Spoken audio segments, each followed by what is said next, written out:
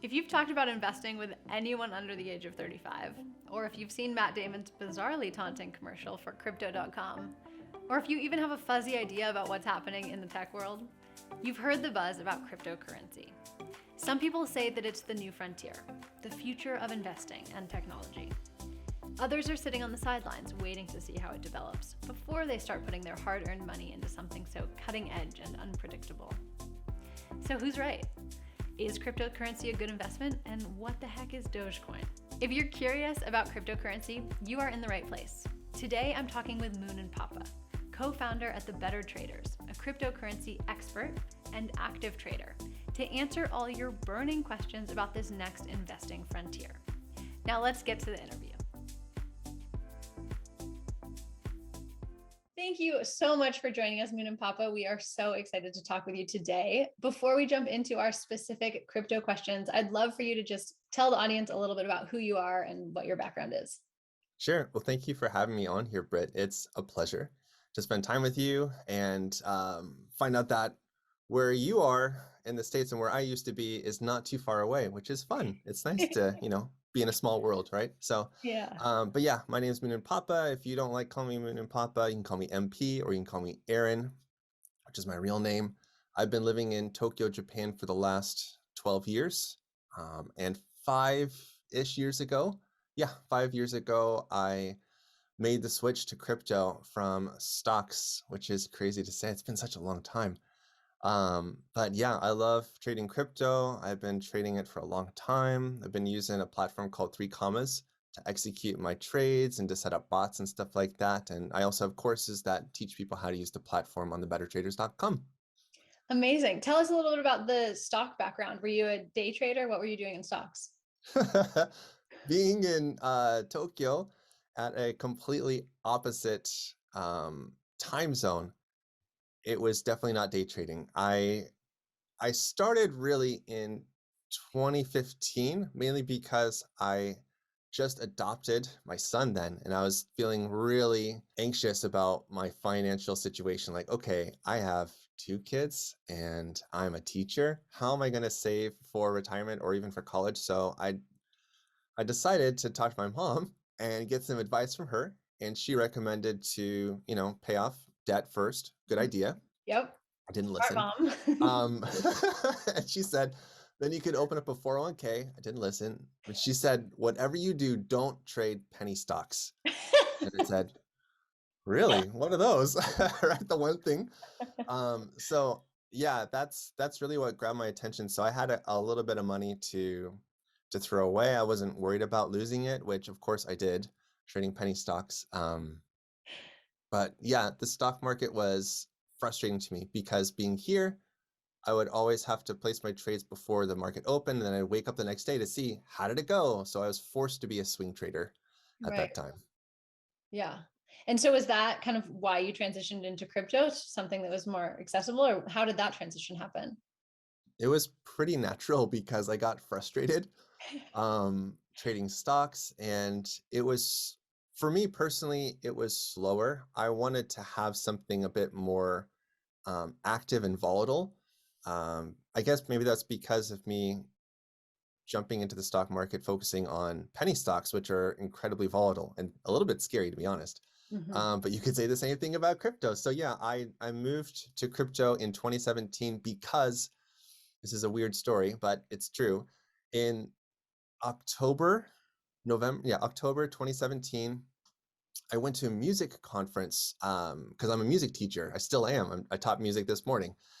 So I went to Berlin for a conference, and this guy about my age was sitting next to me, and we just started chatting and stuff. And I was asking, where have you been? Like, where you're coming to Berlin, or are you like, were you away? He's like, yeah, actually, yeah, I was living in Thailand off Bitcoin for the last 6 months. It's like, what? He's like, yeah, I bought Bitcoin a couple of years ago and it's just going up. So I decided to take some profits and go spend some time there. And it was great. I lived like a king. It's like, that sounds amazing. Tell me more. And so he started talking to me more about Bitcoin. He talked to me about Ethereum. And this is all, if you check the crypto charts, like this is prime time, like pre-alt season, like the most epic alt season ever for crypto. So I got really interested in what he had to say. And when I found out that it was a 24/7 market, that was just like done. So I Mm. pulled everything out of stocks, put it into crypto, and bought Ethereum, and I haven't looked back. Wow. Mhm. And have you been to Thailand yet? Not yet. I would love to go. I would really love to go. We don't travel very much. With two So kids. Yeah. one day, one Yeah. day. Yeah, I have a list, believe me. Amazing. And so let's start big picture and then let's get more granular. I would love to know, do you believe in a future where the world runs entirely on cryptocurrency? um, I think anything's possible. I don't see why it couldn't happen. I think mm, as we see El Salvador pave the way towards um, making Bitcoin real currency that's being used to buy burgers, coffee, pay bills, stuff like that. I think that's a really nice way to start it going. I don't know if the entire world will embrace that. Specific countries don't like crypto more than others, and they feel threatened by it. So I think it'll be some sort of different version than it is right now. Eventually, I think people will understand it better and make that transition, but I still think it's a couple of years out. So, Yeah. as ridiculous as it sounds, we are still early. So Wow. that's what I think. Yeah. I mean, that's helpful to hear as for potential investors that it is still early. Hmm. It's not done. Yeah. Uh, and so imagining that future of more countries using cryptocurrency, what's possible? What becomes possible when we are using crypto instead of dollars? The biggest thing that, rather, the biggest problem that crypto solves, in my opinion, is cutting out the middleman for remittance fees. Traditionally, uh, we grew up in a world where we had to use banks or use Wells Fargo or some other type of intermediary between banks. So if I wanted to send money, my parents wanted to send money to me here in Japan. If this was like 30 years ago, they'd have to send it to their bank would send a wire transfer, which would go to another place, and there would be so many fees cut out of that when it finally arrives to me here. And Mhm. people that are living in other parts of the world where the currency fluctuates so much, there are bigger fees and there are also exchange fees that happen. And then there are taxes and all that stuff. So it's really a racket. It's incredible. Um, the logo for the Wells Fargo company, I believe, is a stagecoach, which they used to hold money in, right? And you go through the desert. I feel like they've changed into this idea of like a robber instead of some like, noble, honest person that's taking care of your money. It feels like they're stealing after knowing about crypto. So I think the biggest thing for me is crypto really solves a lot of real world problems. Another thing that I really love about crypto is that everything is transparent.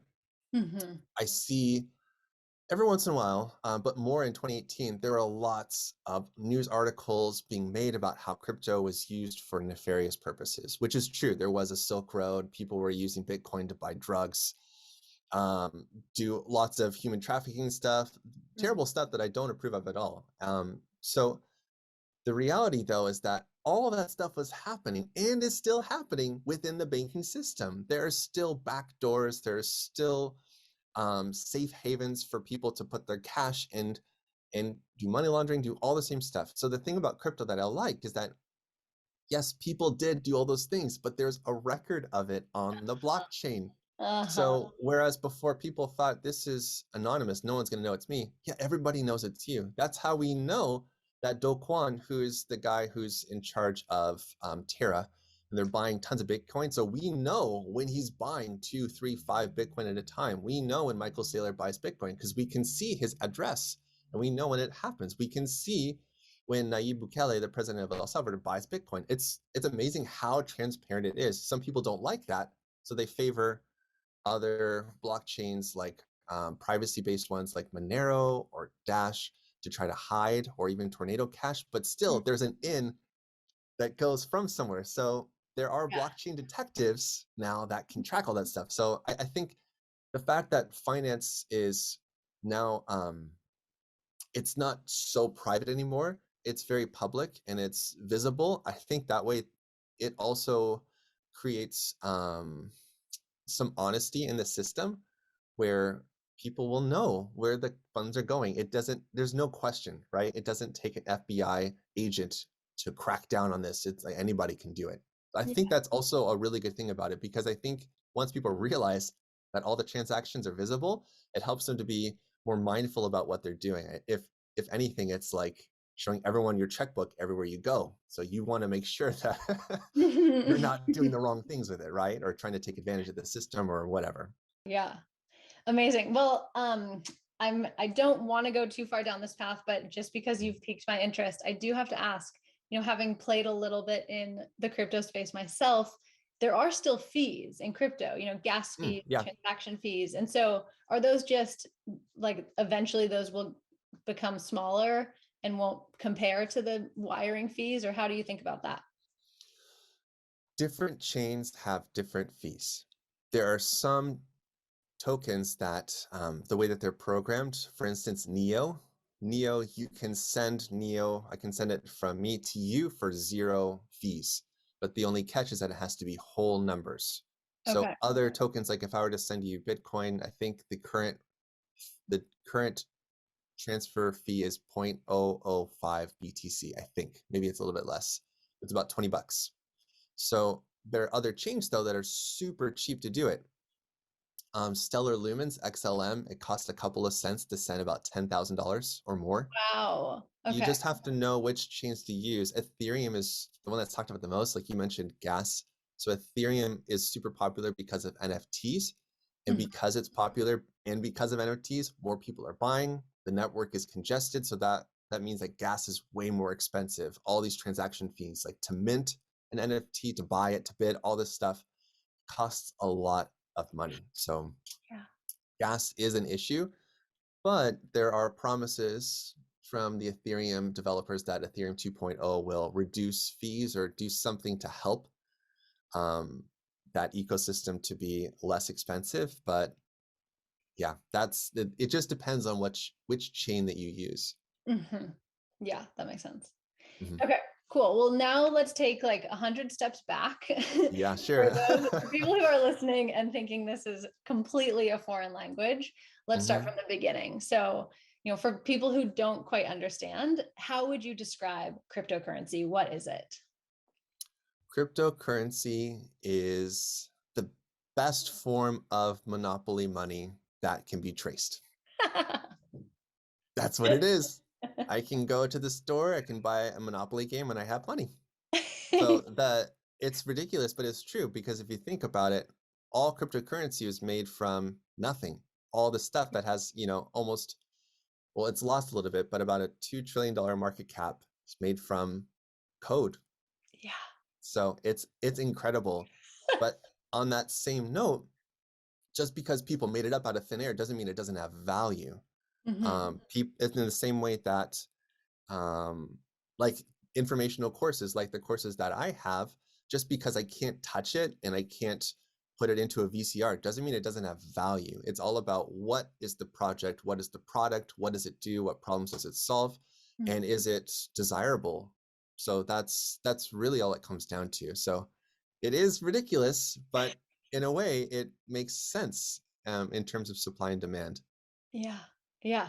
I was talking earlier about NFTs with someone on an interview, and it's the same thing with art. Art doesn't have value unless someone else wants it. There's value created from the demand. Yeah. All right. So what does investing in cryptocurrency mean? How do you invest in cryptocurrency? Well, you have one option, I guess. Investing is just buying some crypto. For people that are new to crypto and like completely new, this is the first time you're hearing about it, the best thing I can tell you, and this isn't financial advice, but before you go down the rabbit hole, Bitcoin. It isn't, you don't have to make it harder than that.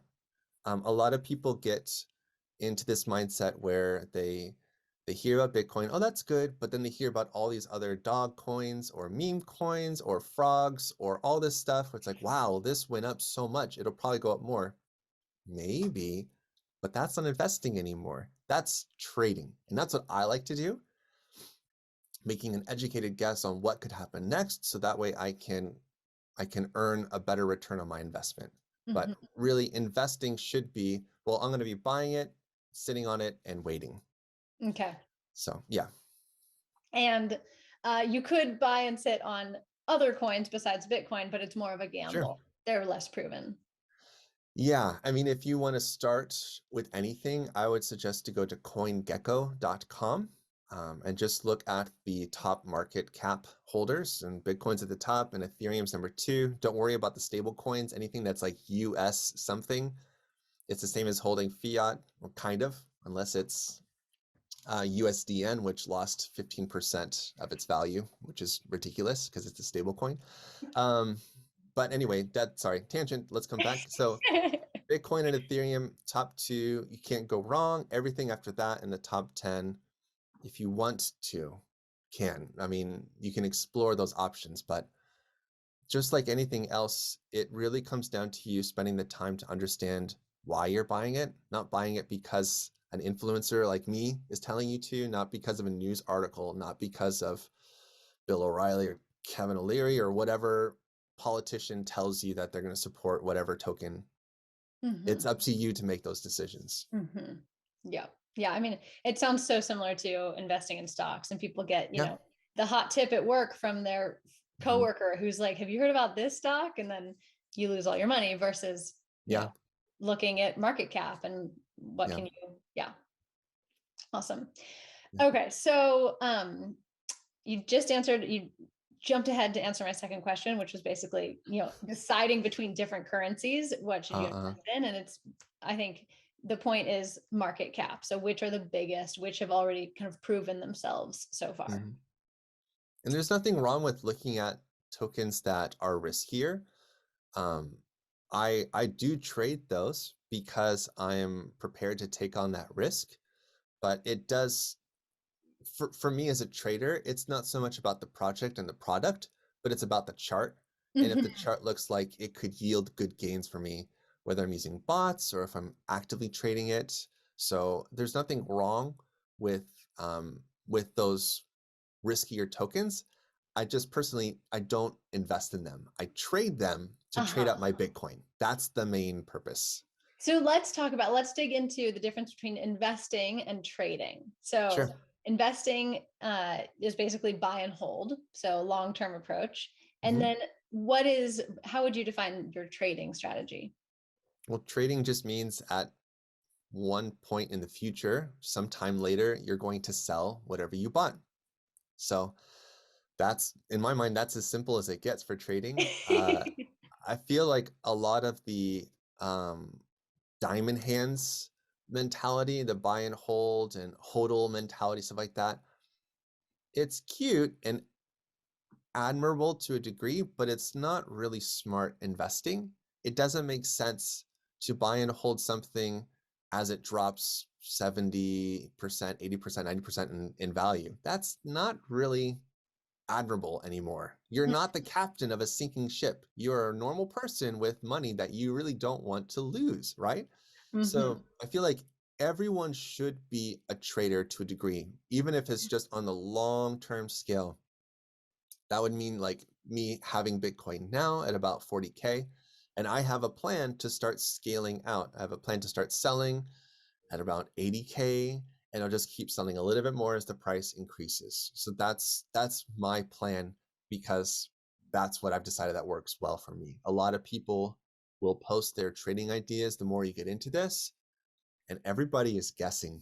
That's the thing that nobody wants to really admit, but everyone is guessing. So the best thing that you can do when you're trying to figure out buy and hold versus trading is that it's a lot easier to sit on your hands and walk away from it and hopefully be happily surprised in 5 years.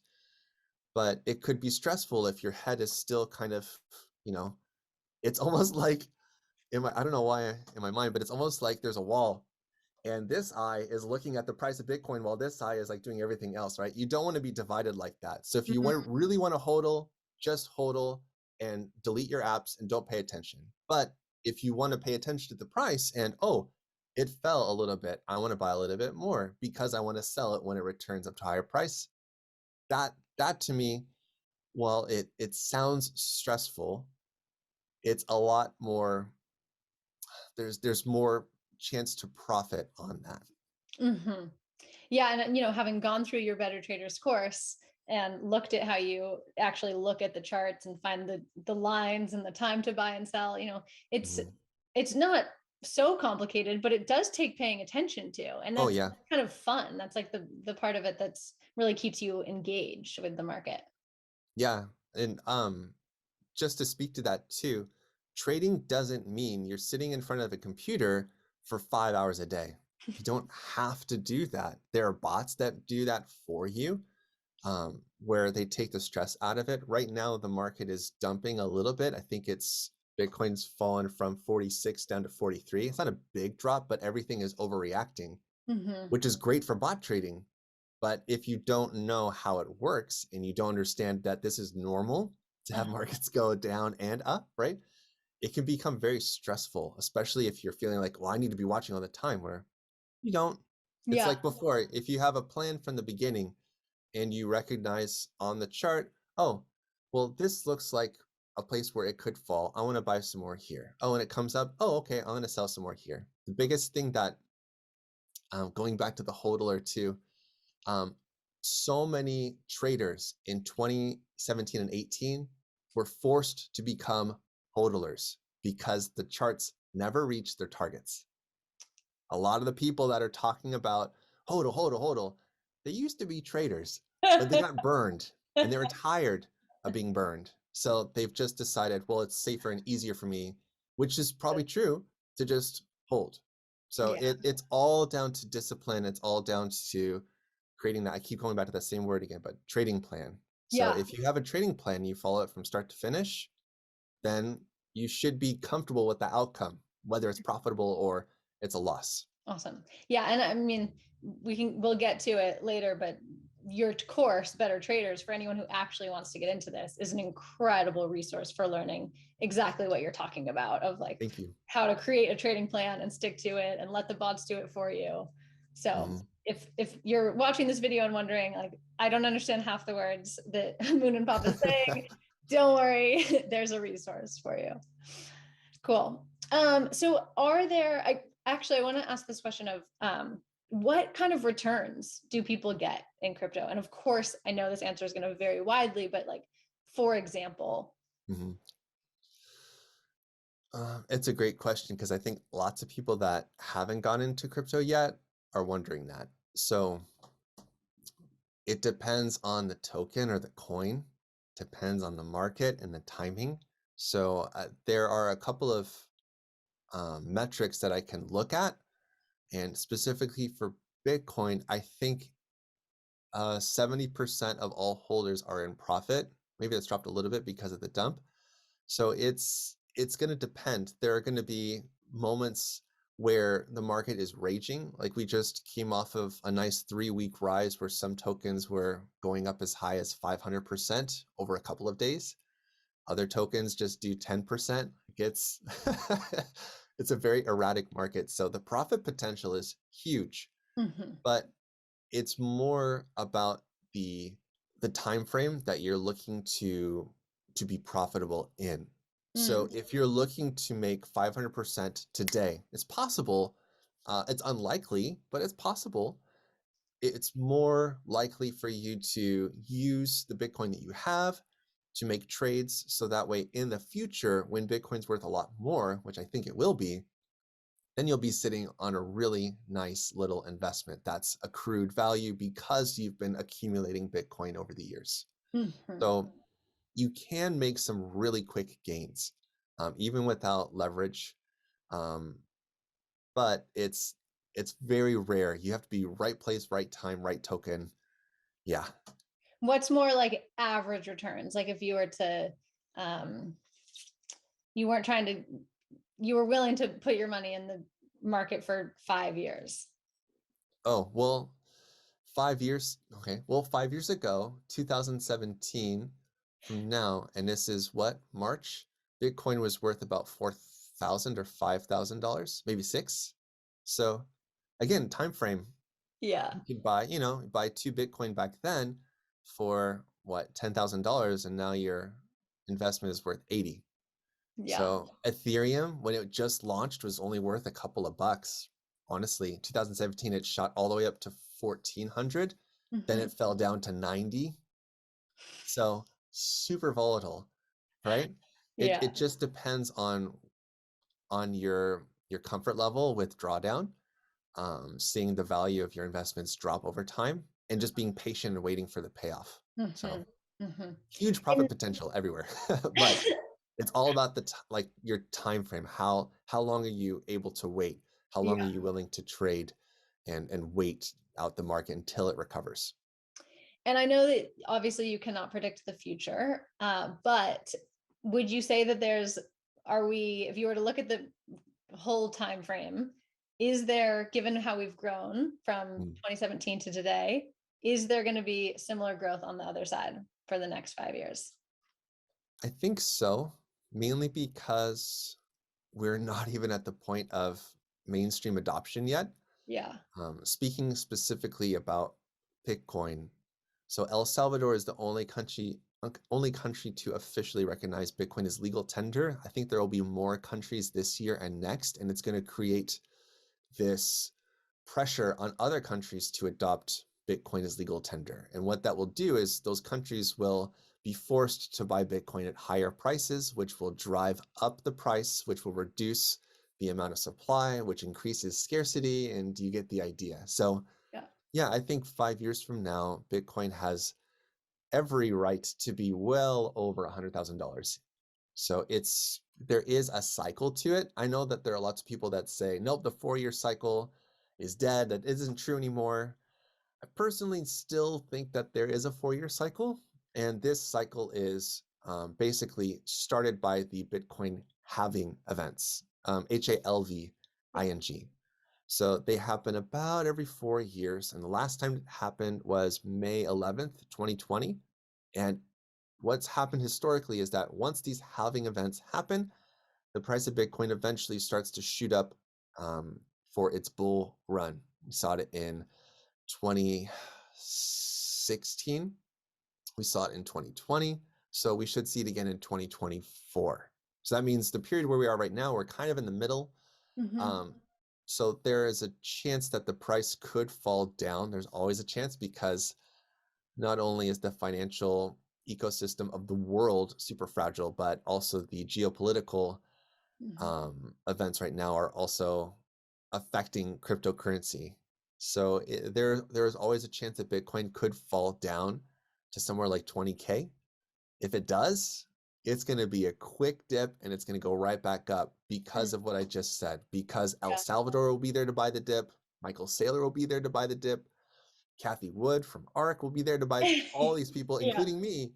I'll be buying lots and lots of BTC as much as I can as it drops. So I'm not Yeah. afraid of those instances. Those are opportunities. Totally. Um, I yeah. mean, I was going to ask, why aren't you just buying a bunch of Bitcoin right now? And is it because you're anticipating a drop and then it will go back up? Or why wouldn't you just put a bunch of your portfolio in Bitcoin today? It's a really good question. Yeah. Like if it's going to go up above $100,000, it shouldn't matter when I buy it, right? That's actually Michael Saylor's outlook on that, his philosophy on buying BTC. He doesn't care what the price is. He's just raising money to buy more. He gets enough money, he buys more. It doesn't matter what the price is doing. It's pretty incredible. For me, I want to try to get the best price, the best entry for mine. So I actually bought some more Bitcoin when it fell down to 32K Hmm. back in January. So I'm okay with what I bought. I bought more back in the summer last year when it fell down to 30K again and got to ride that nice little trend. And I'm at the point now where I'm just waiting for another drop. I mean, if it happens, yeah, I have as we say, we have dry powder on the side. I have my stable coin so that I can buy more Bitcoin if it falls down. Say So that I term want to again, get dry powder. dry powder. Yeah, like the old muskets from, like the 19th century or like 18th century that you had to put in gunpowder in order to fire your gun. Okay. So that dry powder. Yep, sorry. I don't know why there's a term like that, but that's what it is. Yeah. So say that again. So you have stable coin at the ready. Yes, exactly. Yeah. So essentially I have my US dollars ready, but it's just the crypto version of my US dollars. Yeah. And do you have those in, you mentioned Coin Frog. What was Yeah, it? well, that's actually a really good point. There are way too many stable coins. In the United States, you're going to hear more about a CBDC, which is a country-backed digital currency, I believe. That's probably not the correct acronym, but sounds right. So we'll just say it's right. But the problem that the United States has with stable coins, which is any cryptocurrency that's pegged to the value of a US dollar. So there are lots of Meaning them. one coin is equal to $1. Exactly. And that peg is supposed to stay there. It's supposed to be as close to $1 as possible. So like USD Tether, USDT, USD Coin, True USD, BUSD, which is the Binance USD, UST, which is US Terra. I could go on and on and on. Why So does there need to be so many of those? that's a wonderful question. I don't know. So the problem with stablecoins is that they, just like any other cryptocurrency, unless it has a fixed supply like Bitcoin does, um, a lot of these tokens, they can just print money, just like the Fed does, which is weird. They shouldn't be able to do that. So there are some questionable practices from some of these stablecoin issuers that make things a little bit like, where's this money coming from? And I love how the US government is looking at these companies that are printing stablecoins going, where is that coming from? You can't just print money out of thin air, right? Which is the entire crypto market. Yeah, which is also the scheme of the Fed printing dollars. Like they can just print whatever they want too, right? So, but yeah, I have, so stable coins, when I say that, it's kind of a blanket term to refer to any US dollar backed or US dollar pegged stablecoin. So, yeah. And do you keep that in the platform where you're going to then buy Bitcoin at a certain point? Yes. So I do keep most of my stable coins on an exchange, so that way I can buy if I want to. There are also lots of really good passive investment websites like BlockFi.com and also Ledn.io. So both of these websites offer a return on investment, or like an annualized percentage yield, an APY, on crypto that you deposit. So the interesting thing is that for all of these sites like BlockFi, Ledn, there's a lot of other ones, but what's interesting is that you can earn a really nice yield on your investment. So like right now, I think on BlockFi it's about 7% APY, and Ledn I think it's 9%. They just increased it. Wow. So this is a compounding yield month after month. So you put in $1,000, it's not going to be 9% that month, but it would be a little bit bigger at the end of the month. And they take that and then they apply that same percentage yield to it, and it just keeps compounding. It's crazy. Way better than any bank will ever offer you. Absolutely. Yeah. And is that with any type of currency or specific currencies? It's only with specific currencies. So like the stable coins are the most desirable to these companies. And the way that these companies can actually offer a yield like this so I deposit 1,000 USD coin into Ledn, then I'm expecting a return on investment. So the only way that they can actually fulfill their guarantee is because they're using the money that I deposit for trading. So these are huge trading desks, huge trading firms that have this lending, borrowing storefront, I guess you could say, to the public. So there is a risk, I imagine, because they say that your funds are not insured. So you want to be careful how much you put in. But even still, you can earn a really good yield on that. Now, USD is the most valuable for the same reasons that I just explained, that I can use it to buy BTC at lower prices or other tokens on Bitcoin, Ethereum, lots of other tokens. It just depends on what their APY percentage yield is. APY percentage yield doesn't make sense. Their APY is. per token. It's different. So yeah. So back to what you were saying about, it's not insured and there is a risk Mhm. that they Mhm. don't make good trades and you lose it. So you probably wouldn't want to put like your emergency fund in this type of No, but I say that it's not insured because it does say it on the fine print. It's not the same thing as putting it in a bank.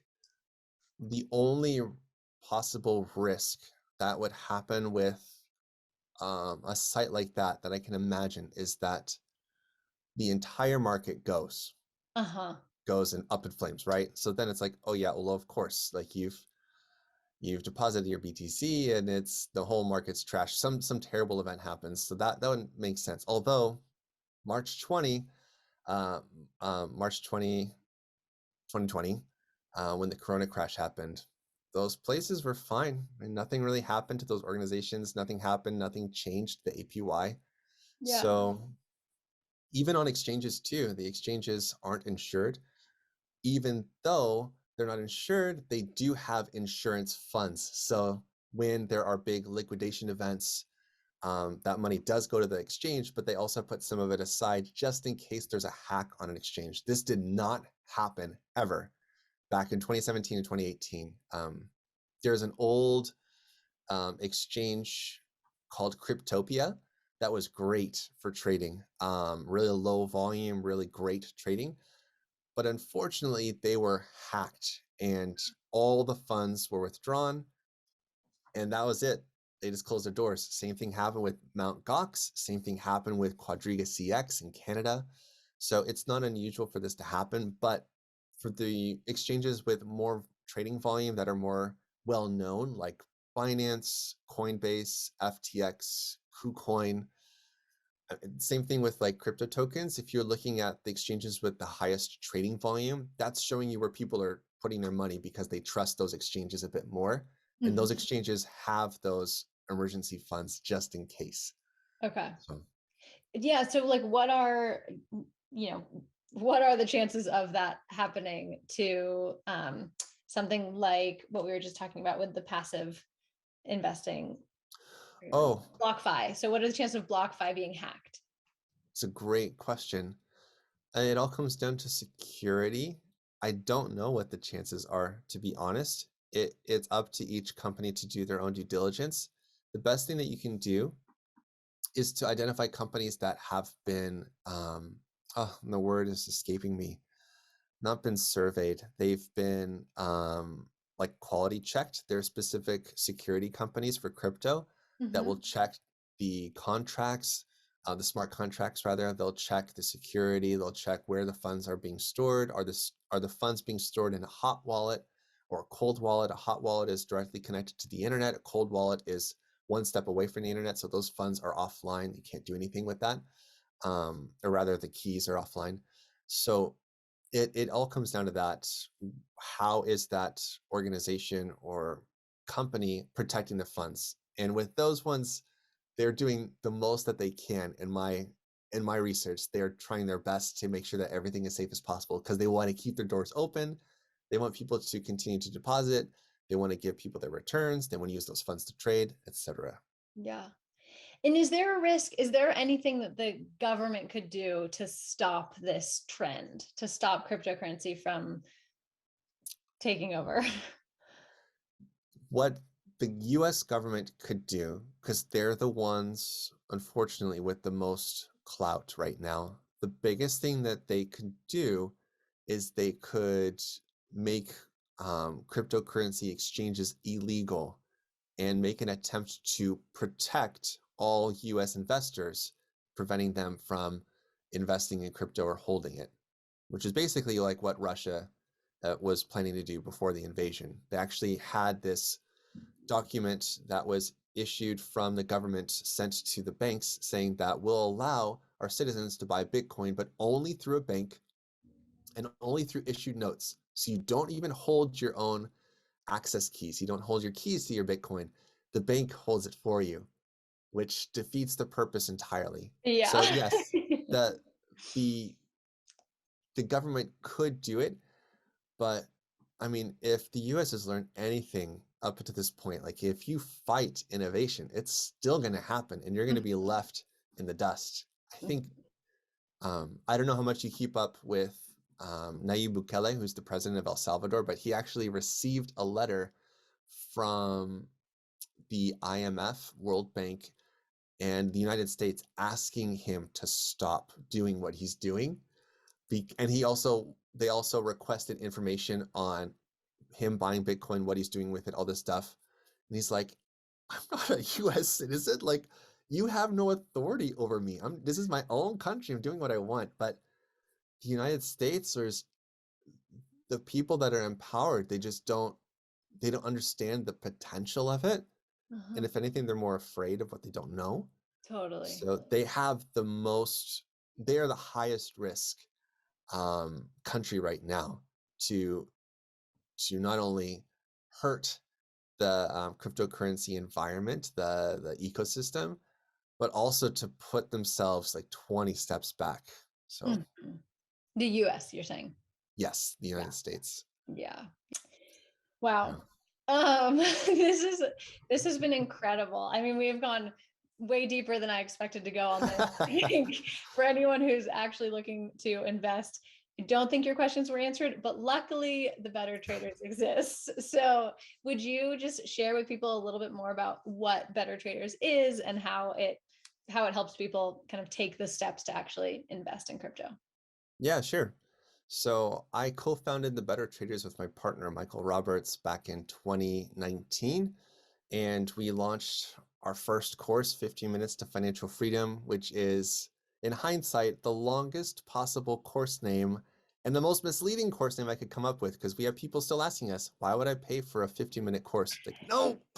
So for anybody that's listening and you're curious about investing in crypto, this course, and I'll just call it 15 minutes, 15 minutes course is great because the whole concept of the course is to help you focus in on what you want to do with trading, what feels good and comfortable to you, because there are 3 different trading techniques you can learn in the course. But the idea is that you spend no more than 15 minutes a day managing your trades, managing your bots. That's honestly where I'm at now, even with me managing my YouTube channel, managing the Better Traders, managing my Discord servers. I'm like, oh yeah, I need to check up on my bots. Oh, everything's good. Check up on my trades. Oh, all right, great.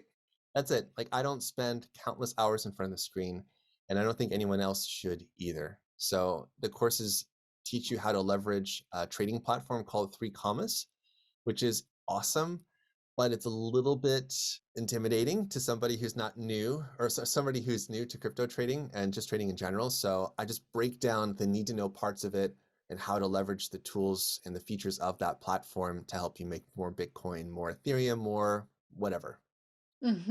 Yeah, and I can speak from experience. It is incredible. We did the 15 minutes course, and it's, we also have an online course teaching financial education, and we pride ourselves on really breaking everything down into step-by-step pieces so that you can't not do it. And your course is the exact same way. It's, you break it down into pieces so that it's not scary anymore and anyone can do it. That's really encouraging to hear. Thank you. Yeah. Amazing. Was there anything else you want to share before we close out? Yeah, we've talked about some potentially scary things when it Yeah. comes to crypto, right? We've talked about, I said Bitcoin could drop to 20K. I said some tokens go down 90%. I said the United States is the big bully in the room. All this stuff is true, even with what I said about Bitcoin and the long-term outlook that I have on it, and most people do as well. The biggest thing that I can encourage anybody listening to do is to take both sides. You can't just be super mega permeable and think that Bitcoin's going to $1 million today. That's foolish. So is being so afraid that Biden, whoever's a president, is going to torch Bitcoin, that there's going to be some terrible world event that's going to bring it down to 0. Both of those are foolish, and they're both fear-driven. Don't be in a position to make a decision to invest in Bitcoin out of fear of missing out or fear of failure.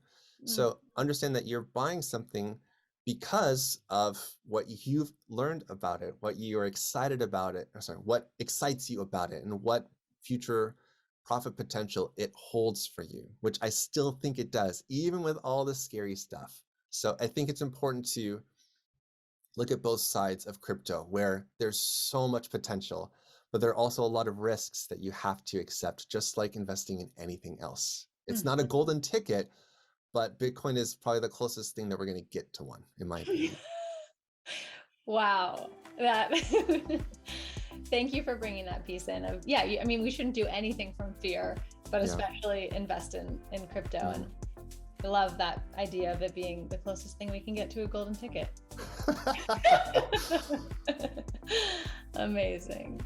Yeah. Well, thank you so much for joining us today. It's really, sweet to get to know you, and look forward to future potential collaborations.